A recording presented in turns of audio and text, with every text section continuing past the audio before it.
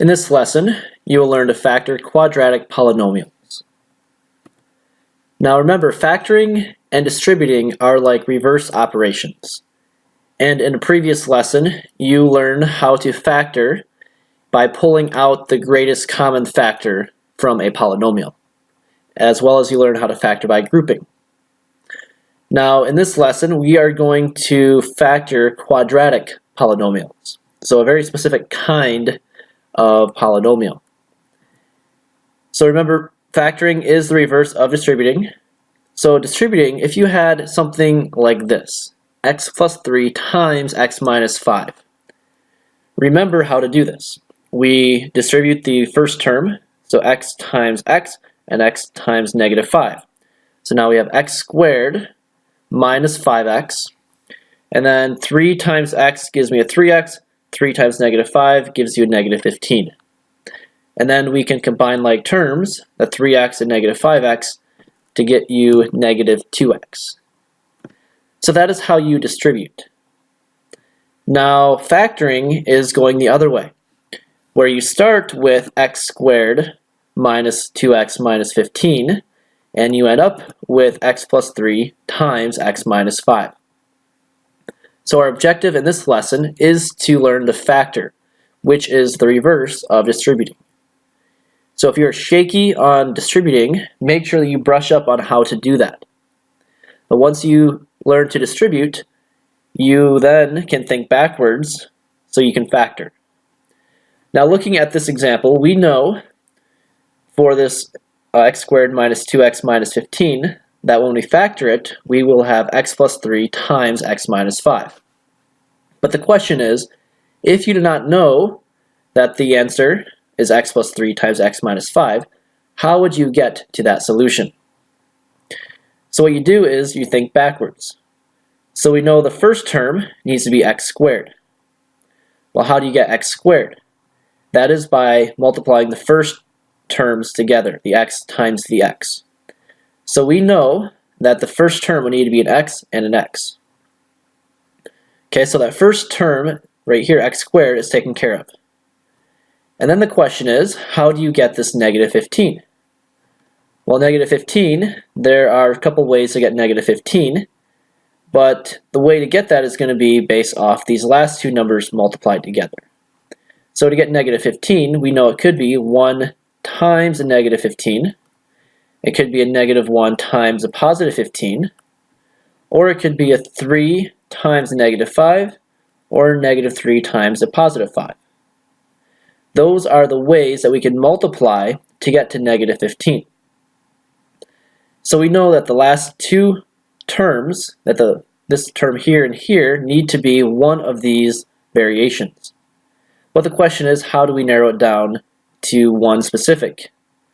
Well, we now will look at the negative 2x here in the center. And we ask ourselves, which set of numbers will add together to give me the negative 2? Well, notice 3 times a negative 5 would add together to give me a negative 2. So that is why we chose the 3 and the negative 5. Because when you multiply them, you get the last term of negative 15. And then when you add the 3 and negative 5 together, you get negative 2. So we can double check by distributing to make sure we have the correct answer. And sure enough, if you distribute back through, then you'll get your solution of x squared minus 2x minus 15. So that is the process we are going to use. Now I'm going to show you an example where you do not know what the solution is supposed to be at the beginning. Here we have x squared plus 5x plus 6. And we are trying to determine how will you factor this expression. Well, when you factor it, we know it's going to be in this format. Something times something, where we're going to have 4 blanks. And to get to this first term, the x squared, we need to take an x times an x to get x squared. So the first term is taken care of. Now the question is, how do we get to the number 6? Because how we get to number 6 will determine what's going to go in these other two blanks. So we ask ourselves, what multiplied by what other number will give me a 6? So what are ways that we can get to 6 by multiplying? Well, it could be 2 times 3, 1 times 6, or it could be a negative 2 times negative 3, or negative 1 times a negative 6, because the two negatives would make a positive.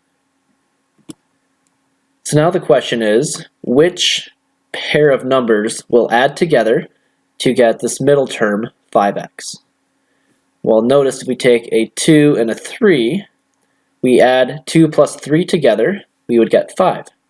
So this is going to be a 2, this is going to be a 3, and they're both positive. Positive 2 and positive 3. So my solution would be x plus 2 times x plus 3. And I can double check to make sure that I have the correct solution. So we can distribute x times x to get x squared, x times 3 to get 3x, 2 times x to get 2x, and then 2 times 3 to get 6. Combine 3x and 2x, and you get x squared plus 5x plus 6. So notice we do have the same thing when we distribute. So this x plus 2 times x plus 3 would be the correct solution. Now what if it was x squared minus 5x plus 6? So here, we still go through the same thought process, where we know it's going to be two things multiplied together. X times x gives me x squared. To get 6, it's going to be any of these four possibilities. But I want to get out a negative 5x. Well, how do you get a negative 5 back out? Well, if I take negative 2 plus negative 3, I'll get a negative 5. So this would be a minus 2 and a minus 3. Because when I multiply negative 2 times negative 3, I get the positive 6. And then when I do negative 2 times x, and then x times negative 3, I get negative 2x minus 3x, which would give you negative 5x for that middle term. So my solution would be x minus 2 times x minus 3. Now what if you had two negatives? So x squared minus x minus 6. So same thought process. Here we have a quadratic trinomial, and we know that if it's going to factor, it would look like this, where I have four blanks, and to get x squared, we have x times x gives me x squared. To get a negative 6, we need to ask ourselves, what two numbers do we put here to multiply to get to negative 6? Well, it could be negative 2 times a positive 3, positive 2 times a negative 3, positive 1 times negative 6, or negative 1 times a positive 6. Now the question is, which set of numbers will I use? Well, we want a negative 1 back out. Negative 1x is what we want. So which ones add together to give me negative 1? Well, that's going to be 2 and negative 3. So my numbers that will go in those other two blanks would be a positive 2 and then a negative 3. So that is my solution. And I can always double check by multiplying back through. And if you do that, we get x times x gives you x squared, x times negative 3 is negative 3x, 2 times x gives you 2x, and 2 times negative 3 is negative 6. So notice these terms combine to get negative 1x minus 6. So this would be your solution, because when I multiply back out, I do get the same thing that I started with. And then if it was x squared plus x minus 6, same idea, x times x gives me x squared. Negative 6 can be derived by taking any of these combinations of numbers. But then the question is, how do I get a positive 1x back out? Well, that's going to be this first one, the 3 and a negative 2. A positive 3 and a negative 2, then they multiply together to give me a negative 6, and then I get a 3x and a negative 2x when I distribute to give me the 1x back out for the middle term. So this would work, and that would be my solution. By the way, it does not matter the order in which I multiply. It could be x plus 3 times x minus 2, or x minus 2 times x plus 3. Let's try another one here, x squared minus 10x plus 24. And we want to ask ourselves, how would this factor? Well, to get x squared, we know that that would be the first terms multiplied together. So here and here. X times x gives me x squared. Now the question is, how do I get back out the 24? Because the first term is good. How do I get out 24? Well, I'm going to multiply these last two numbers to give me a 24. So what am I multiplying to get 24? Well, it could be a 1 and 24, 2 and 12, 3 and 8, 4 and 6, or it could be both negatives, -1, -24, and etc. So the question is now, which set of numbers will I use to put in those blanks? Well, I need to see which ones add up to give me that middle term of -10x. So how do I get -10? Well, if I take a -4 plus a -6, they're going to add up to give me a -10. So my solution would be x minus 4 times x minus 6. And I could double check by multiplying back through, and you'd find that you would get the same solution. Now take note with this next example. Notice the order is a little different. We don't have the squared term first, as we did in the other ones. So make sure that when you start off with the factoring, that you write your polynomial in descending order, where I have the second power term first, and then the first power term, and then the constant. So it goes second power, first power, and then no power. So now when I have this in this format, now I can factor, and same concept that we just used. X times an x gives me x squared. 24 can be found any of these ways over here in the middle. And we need a positive 10x for the middle term. Well, which pair of numbers add up to give you a positive 10? And that's going to be the positive 4 and the positive 6. So my solution would be a x plus 4 times x plus 6. And you can always double check your answer by multiplying back through, and you would find that you would get the same original polynomial back out. Now the question now is, what do you do if you have a polynomial where the leading coefficient is greater than 1? So for example, 2x squared plus 5x minus 3. Well, notice now the coefficient is a 2 instead of just a 1. The other ones were 1x squared plus something or 1x squared minus something. Here we now have a 2 in the front. For questions like this, there's a technique that you can always use to factor when the coefficient is greater than 1. The technique is kind of similar to what we just did, but with a little different twist to it. So here, how we begin is we take the 2 times the -3. And that's going to be a -6. So we need to ask ourselves, how do we get a -6? And what multiply to get -6? So to get -6, we have 1 times -6. -1 times positive 6. It could be a 2 and a -3, or -2 and a positive 3. So now that I have this, I then ask myself, which ones add together to get the middle term of 5x? So notice if I take -1 and a positive 6, that would add together to give me a positive 5x. So now from here, what I want to do, this is a little different, but I want to replace this 5x instead with the -1 and a positive 6x. That came from over here, the -1 and the positive 6. So I replace a 5x with a -1x plus a 6x. So notice they would add back together to give me a 5x. So I've not really changed anything, I've just changed the way that it looks. Now from here what I do is I want to factor by grouping. Once I factor by grouping, then I'll have my solution. So to factor by grouping, we need to group together two terms that have something in common. So we can group the first two terms and the last two terms. Now when I factor by grouping, remember I'm going to pull out what the two terms have in common. I'm going to pull out the greatest common factor. So looking here at this first parentheses, both terms have an x in common. So I'm going to pull an x out. So I pull an x out here, and in parentheses I'm left with a 2x minus 1, right? Because when I pull an x out, I ask myself, x times what would give me the 2x squared? And that's going to be a 2x. X times what gives you a negative 1x? Well, that's going to be a negative 1.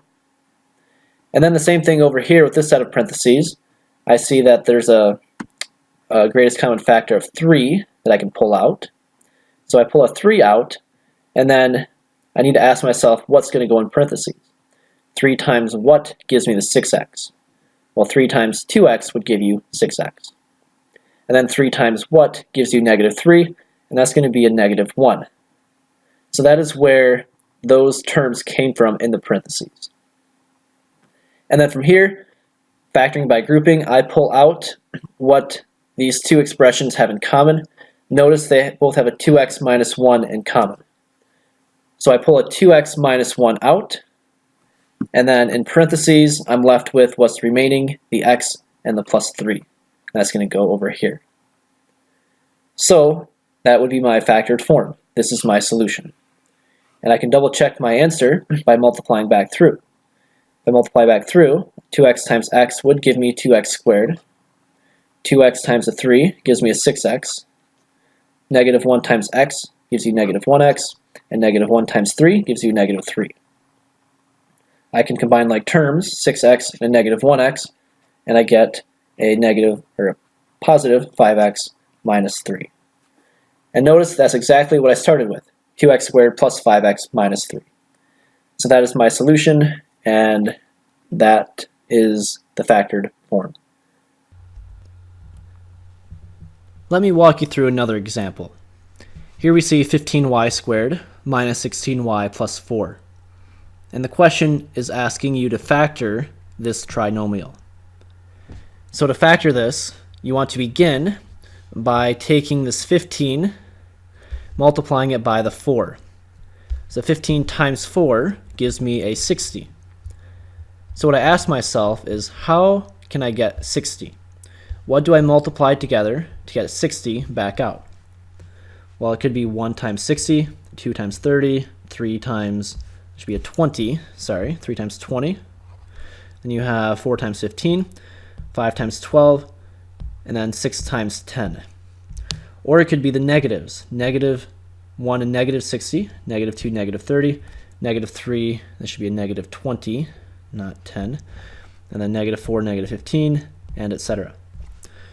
So now the question is, which pair of numbers will I be using?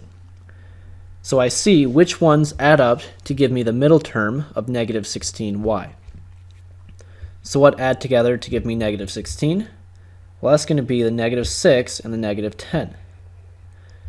So what I do is I replace the negative 16y with a negative 6y and a negative 10y. And that came from over here, the negative 6 and the negative 10. Now we have negative 6y and negative 10y.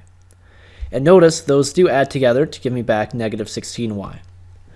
So I've not changed anything with the original question. I just changed the way that it looks. So from here, all I do is then I factor by grouping, and then I'm done. So factoring by grouping, I can group together the first two terms and the last two terms. The only thing is, take note with the minus sign connecting the two set of terms.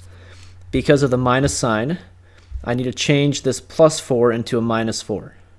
So that's going to become 10y minus 4. So now I have this expression right here. So now from here, what I do is I pull out what they have in common. So for the first set of terms, 15 and the 6, the greatest common factor of 15 and 6 would be a 3. The greatest common factor of y squared and y, they both have a y in common, so it's going to be 3 and then a y. Then over here, 10y and negative 4, the 10 and the 4, the greatest common factor would be a 2. So I can pull a 2 out. So when I do that, for the first set of terms, now I have in parentheses 5y minus 2, because I asked myself 3y times what gives you 15y squared. Well, 3 times 5 is 15. Y times y is y squared. And then 3y times what gives you negative 6y? Well, 3 times negative 2 would give you the negative 6y. Same thing over here with the next set of terms. Negative 2 times what gives you 10y, and that's going to be 5. And then negative 2 times what would give you a positive 4, and that's going to be a negative 2. Okay, so now I have negative 2 times 5y minus 2. And we want that because looking back up here, the original, we had a negative 10y, so negative 2 times 5 is negative 10y, and then a negative, or the positive 4 over here. So negative 2 times negative 2 gives me positive 4. So that is why I did that. And then from here, we know that we have a 5y minus 2 in common. So I can pull that out. I can factor out a 5y minus 2. And then in parentheses over here, I'm left with what's remaining, the 3y and the minus 2. So 5y minus 2 times 3y minus 2 would be my solution. And I can always double check my solution by multiplying back through, and you would find that it would indeed give you back out the 15y squared minus 16y plus 4. Now there are special cases of factoring, and we call this the difference of squares, this particular case. What it is something like x squared minus 4. Now notice there is no middle term. There is no x term. So this one's different because there is no x term. So what I can do is I can write in that term, because there is no x's, I can write in a 0x in there. So now what I have is x squared plus 0x minus 4. And to factor this, I will factor the same way that I've been doing, where we know to get the x squared term, I multiply the first numbers, x times x, to get x squared. And then to get negative 4 back out, I'm going to multiply these last numbers to get negative 4. So the question is, what will multiply to give me negative 4? Well, it could be a 1 and negative 4, negative 1, positive 4, 2 and negative 2, and I guess just negative 2 or positive 2, which would be the same thing. So now the question is, which pair of numbers will I use? So which one adds up to give me the middle term of 0? Well, that's going to be the 2 and the negative 2. So if I put in a 2 and a negative 2, then that's going to multiply to give me negative 4, and they're going to add to give me that 0. So my solution would be x minus 2 times x plus 2. Now there's a shortcut to this. Notice the pattern where we begin with an x squared, and then the 4 is a perfect square as well. It is 2 squared. So x squared minus 2 squared. Because I'm subtracting, we call this the difference of squares, because I have x squared minus a 2 squared. In my factored form would be x minus 2 and x plus 2. Let me show you a bunch of examples and try to pick out the pattern, because if you could recognize a pattern, this is a very quick one to factor. So here we have x squared minus 1. To factor, you have an x minus 1 and x plus 1. So the 1 comes from the square root of this. This is 1 squared. X squared minus 4, you have x minus 2 and x plus 2, where the 4 is 2 squared, so there's a 2 here and a 2 there. X squared minus 9 would be x minus 3 times x plus 3, where 3 squared gives you 9. That's where the 3 came from. X squared minus 16 would be x minus 4 and x plus 4, because 4 squared gives you 16. And I'm going to put up a bunch here. X squared minus 25 is x minus 5 and x plus 5.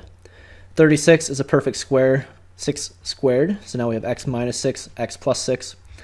X squared minus 49, we have x minus 7 and x plus 7, because 7 squared is 49. 64 is 8 squared, so it's minus 8 and plus 8. 81 is 9 squared, so we have plus 9 and minus 9. 100 is 10 squared, so we have minus 10 and plus 10. 121 is 11 squared, so we have minus 11 plus 11. And And then 144 is 12 squared, so we have minus 12 and plus 12. So notice the pattern, and this only works when you have a subtraction sign, when it's a difference of squares. If it was a plus sign, it would not factor like this. So once you have the pattern picked out, then follow me with the next part of the lesson, where we now will add one more dimension to this. Here now we have a 4 or some other number in the front. Here we have 4x squared minus 1. Well, notice this is still a difference of squares. This first term would be a 2 and an x squared. And then this 1 is a 1 squared. So what we have is the first term is 2x squared. So when I factor, this is going to be 2x minus 1 times 2x plus 1. If you had 9x squared minus 4, this would be 3x squared, and the 4 is 2 squared. So when I factor this, I'm going to have 3x minus 2 and 3x plus 2. Okay, so notice the pattern. 16x squared minus 9. 16 is 4x squared. 9 is 3 squared. So I have 4x minus 3 and 4x plus 3. Continuing on, this is 5x squared. 16 is 4 squared. So I have 5x minus 4, 5x plus 4. And I'm going to do several more here. If you already pick up on the pattern, you can move on, but I will show you a few more. 36 is 6, and then x, that whole thing squared. 25 is 5 squared. So now we have 6x minus 5 and 6x plus 5 for the factored form. 49x squared minus 36, we have 7x squared minus 6 squared. So when I factor, it's going to be 7x minus 6 times 7x plus 6. Here we have 64x squared minus 49. This is 8x squared. This is 7 squared. So now we have 8x minus 7 and 8x plus 7. And here's the rest of them, a few other examples. And just take a moment and pause if you need to try to pick up on the pattern. Once you have the pattern, these ones should be pretty quick to factor. We can just look at it and see the factored form. Now let's put it all together. Here we have 4x to the third plus 8x squared y minus 5xy squared. So we're putting together all of the factoring information that we have learned up to this point. So the first thing you always want to do is look at each of the three terms, or however many terms we have, and see, is there anything that all three have in common that I can pull out? So notice that the greatest common factor of each of these three terms would be simply an x. Each term has an x in common. So I can pull an x out. If I pull an x out, in parentheses, I'm left with something. And what I'm left with is, I'm thinking reverse distributing. X times what gives me 4x to the third power? Well, x times 4 gives me 4x, but we need x to the third power. So x times what gives me x to the third? That's going to be x squared. And then the next term, x times what gives me 8x squared y? Well, x times 8 gives me 8x. Squared, I need another x there. And then I need a y as well. So x times 8xy would give you 8x squared y. And then here, x times what gives you a negative 5xy squared? That's going to be a negative 5 and y squared.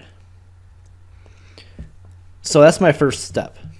And then the second thing you want to do is you want to see if you can factor anything else.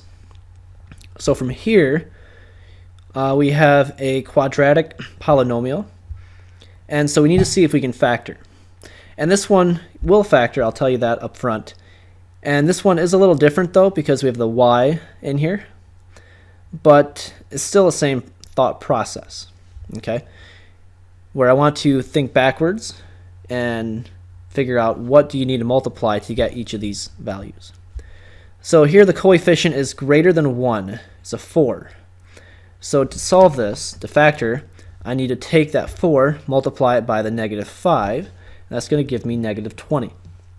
And the question is, how can we get negative 20? What do you multiply together to get negative 20? Well, it could be 1 and negative 20, negative 1 positive 20, 2 and negative 10, and all these other ones right here. Now the question is, which ones will add together to give me this 8xy here in the middle? So what 2 will give me an 8 back out? And that's going to be the negative 2 plus the 10.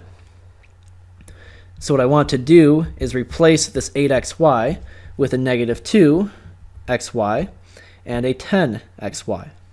And that's what I've done right here. 10xy, negative 2xy, replace that 8xy. And now I want to group together the first two terms and the last two terms. But when I group the last two terms, take note of this negative sign. I need to change this middle part to be a plus. Okay? So now I'm going to have this right here. And I'm using brackets instead of two parentheses so we don't get confused with all the parentheses in here. But then what I do is I look at the first two terms right here, pull out the greatest common factor. Well, 4 and 10, the greatest common factor would be a 2. And then x squared and x, they both have an x in common, so I can pull out a 2 and an x. So pull a 2 and an x out over here. And then on these other two, you notice they both have a y in common, so I can factor a y out. And then in parentheses, we figure out what is left over. And over here, 2x times what gives you 4x squared? Well, 2 times 2 gives me 4, x times x gives me x squared. And then for the second term, 2x times what gives you 10xy? Well, 2 times 5 gives me 10. We already have an 1x there. And then we need another y right there. So 2x times 5y would give you 10xy. And then for the second set of terms, we pull the y out. And then I'm left with something in parentheses. So we take y times something to get 2xy. Well, y times 2x would be 2xy. And then y times something gives me 5y squared. So y times 5 and a y would give you 5y squared. So that's going to be the next step. And then notice they both have a 2x plus 5y in common. So I can factor that out, 2x plus 5y. And I'm left with, in parentheses, 2x minus y right here. So my factored form, when I factor completely, would be this solution. So to recap, I factor out the greatest common factor first, or I check to see if that works, and then from there see if anything else can factor. And this would be your solution, and this one is definitely the most difficult because we have put everything together so far. Now a few quick side notes and we're done. And first thing is always make the first term positive. So if you had negative x squared plus 10x minus 24, you want this first term to be positive. So to do that, I pull a negative out and then change the signs of everything in parentheses. So now I have x squared minus 10x plus 24. And to factor, I get x minus 6 and x plus or minus 4 in parentheses. So this becomes x minus 6 times x minus 4. So the key here, though, is just pull the negative out, change the signs in parentheses. And the second thing is, if the polynomial does not factor, then it will be prime, and that's the term we give. So for example, x squared plus x plus 1 does not factor, so therefore it's going to be prime. And that was a lengthier lesson, but that concludes our lesson for today. So we will see you next time.